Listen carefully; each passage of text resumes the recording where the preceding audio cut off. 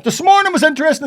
I spent this morning visiting the Peacewall in Belfast at Cooper Way. It's the first time I was ever over there. First time I've ever actually been over at the Peacewall. And very impressive it is. It's a big construction. It's a big one. Like, you would find it hard to get a brick over that. You'd find it hard to get a brick couped over that there. You'd need to be an Olympic javelin thrower to get a brick over that. What's always baffled me about calling them peace walls, only here, where would violence breaks out, that place would be called a peace wall. You know what I mean? It should be a war wall. That's what it should be called. I was there for a simple reason. I was doing publicity shots, photos for my upcoming tour, Jake O'Kane Needs New Teeth tour. Tickets on sale now at your local theatres across Northern Ireland, or if you live in the north of Ireland. I'll be on the road, my good friend Terry the Q, from the end of December right through to February next year. So get your tickets, get them now. But back to this morning. That's the ad over. I was having my pictures taken by local photographer Andrew Gilliland, and I was travelling over to meet him in the car, and see, halfway over, I had a moment, and it was a moment of genius. And I suddenly realised, hold on, I went straight back to the house, went out to the back garden, and got my props, which were a sledgehammer and a pickaxe. Because I was thinking that'd be very good. Do you remember the Berlin Wall, your man on top of that? That'd be good. That'd be a good image. That'd be a good image to have out there. So the first problem we had when we arrived over at the wall was we couldn't get anywhere. It was bunged. It was bunged with black hack drivers showing tourists, right? Giving tourists a tour, right? They're parked tail to toe. You must be, how can you get a taxi up a Shankill of the Falls these days? Because they're all over there at the wall. And so there I was. I said, we sneaked down a wee bit. I got the old pickaxe out, and your mum was up there taking a picture, and I was holding the pickaxe. And I suddenly saw about 4 black hack drivers going, yeah. I'm only taking a picture, lads. I'm not going to hurt your wall. Because this is a cash cow for them. Do you understand? See, even if peace did arrive, there would be a blockade by black hack drivers before that wall never come down.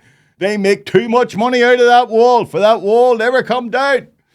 And I was standing, and one of them was moved on up, and and I could hear him, and he got into it, right? And, right, boys and gentlemen, this is the famous Peacewall in Belfast.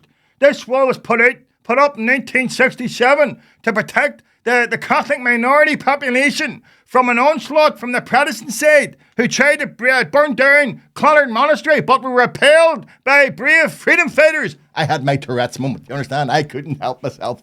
I just shouted out, he's talking shite. See what he's saying? He's making all that shit up. He took it and it was good crack. He looked, that's all right, ladies and gentlemen. That's a local comedian. Not a very good one. That's Jake O'Kane. Not a very good comedian, but he's a local comedian. Had to give him that. I doffed my hat at him. Very play to you, son. Very play to you. But this isn't the first time I've had a sort of run-in with black hack tour guides, right? Way back in the day. Now, you'll find this hard to believe, but it's absolutely true. I had a friendship, still have a friendship, with, would you believe it, a nun, right? A nun, a practicing nun, a real live nun. Nun with a habit and stuff, no Mickey Mouse nun, called Sister Ethna. Now, Sister Ethna had a wee business, and Sister Ethna had a wee collection box because her order, it's a missionary order, and it's called Sisters of Our Lady of the Apostles. Nice wee short one. Anyway, they work away in Africa, they work around the third world, and they do a lot of good work. So she got a good quid out of her wee box, and she'd call in, and we'd chat away, and we became friends over the years. Now, Sister Ethna is a very impressive human being, right? Because not only is she a nun, she's a doctor. She's a fully trained surgeon, and that's what she did. Her whole working life, she spent in the middle of Africa, tending to the needs of the local people as a medic and a surgeon. And we're chatting one day, and she just sort of commented that her patients loved her because she was ambidextrous. She could work with both hands. And I was sort of thinking to myself, well, I couldn't help myself. Sister, what's that matter? She says, well, I can operate twice as fast as my contemporaries. Well, that's good, sister. And get through more. Was it? No.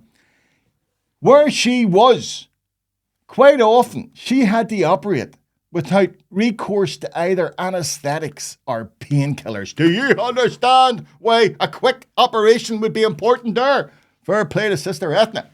So, time passed, and one day I'm sitting, and I get a call from Sister Ethna. Now, what happens is, her order has a get-together every 4 years. Bring all the nuns into one place, to meet them, whatever it is. It happened this year. It was in Belfast.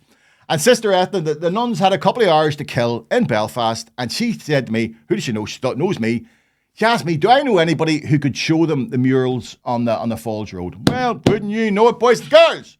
I know a lot of people. One of my good friends is a man called Dr. Tim Cunningham. And Tim is a very bright chap who's a bit of a local history buff. And he generously agreed to come along with me and show the nuns the mural. So we end up in this wee minibus up a Falls Road, park up and get the nuns out. They're all in their civvies. They all come out. About 15 of them. Dr. Tim's giving it large about the murals, about history and about all the rest of it. And there's black hack drivers all round us. What I noticed after about 15 minutes was, see the tourists with the black hack drivers? They started leaving them and coming over to listen to Dr. Tim. And I saw these guys going, he's trying to elbow, he's trying to work a nush here. He's trying to elbow a nush. I see, Peanut, have you done time? Have you done your time, son?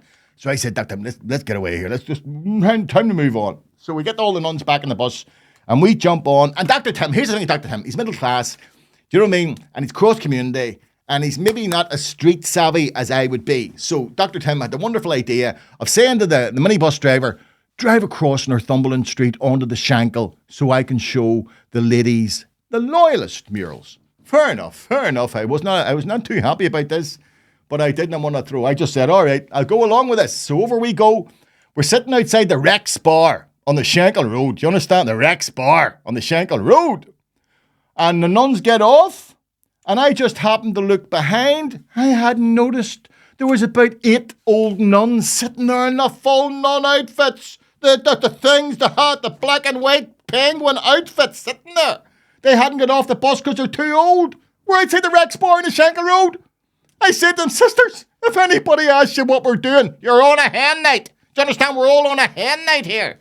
I am a lapsed pig, but I prayed. I prayed till we got them nuns on that bus. And God, I tell you, this is the things that happen to me. Trying to do a good favour. You see what happens when you try to do a good favour? God sometimes does not bless you. He tests you even more.